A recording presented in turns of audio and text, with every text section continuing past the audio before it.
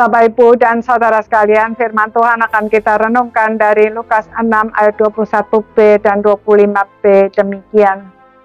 Berbahagialah hai kamu yang sekarang ini menangis, karena kamu akan tertawa. Celakalah kamu yang sekarang ini tertawa, karena kamu akan berduka cita dan menangis.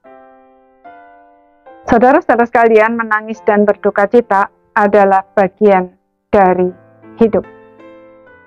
Tuhan Yesus berkata bahwa orang yang sekarang ini menangis dan berduka cita adalah orang yang berbahagia. Tetapi bukan berarti semua tangisan dan duka cita membuat kita bahagia.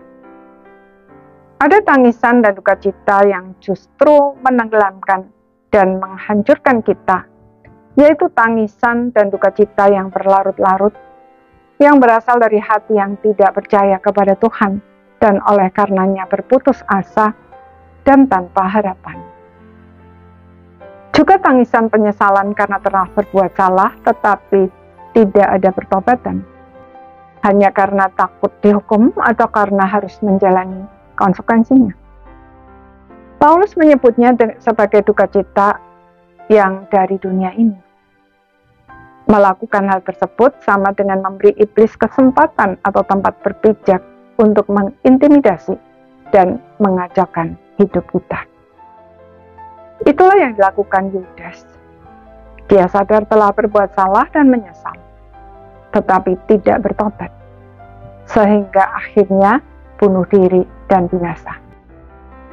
Tangisan dan duka cita yang dimaksud oleh Tuhan Yesus di sini adalah tangisan dan duka cita karena sadar bahwa kita telah berbuat dosa, dan oleh karenanya mendukakan hati Tuhan yang telah mati untuk kita.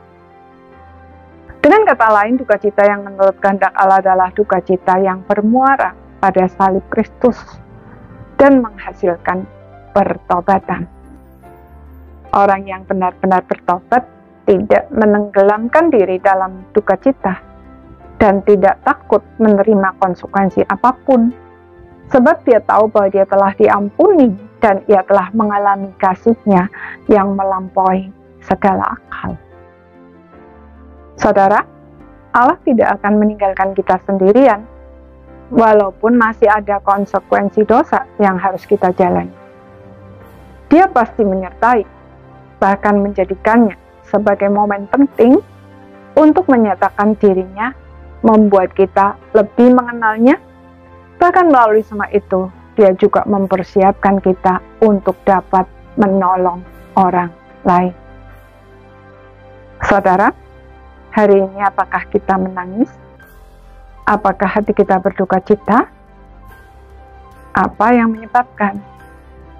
Tangisan dan duka cita kita dari Allah atau dari dunia?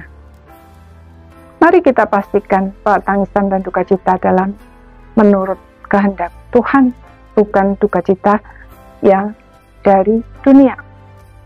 Jika kita berduka cita karena kehilangan seseorang atau sesuatu yang kita kasihi dan masalah-masalah hidup yang lain, mari kita memberi diri untuk dihibur oleh Tuhan dan bangkit kembali. Jika karena dosa, mari kita akui di hadapan Tuhan, mohon pengampunan, bertobat, dan jalani konsekuensinya bersama Tuhan. Ikuti Dia langkah demi langkah, maka Dia pasti akan memimpin kita sampai ke tujuan dan menang. Amin.